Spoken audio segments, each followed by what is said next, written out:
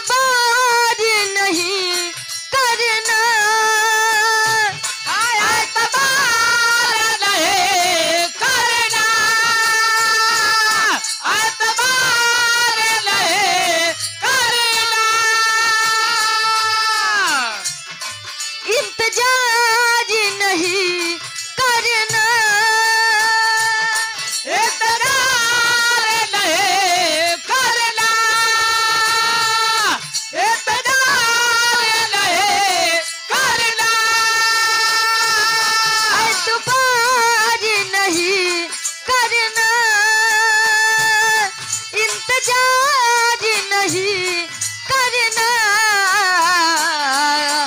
हद से भी ज्यादा तुम किसी से प्यार नहीं करना,